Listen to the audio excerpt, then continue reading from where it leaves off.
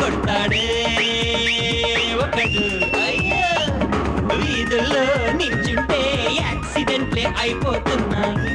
తర్వాత ఏమిట్రా?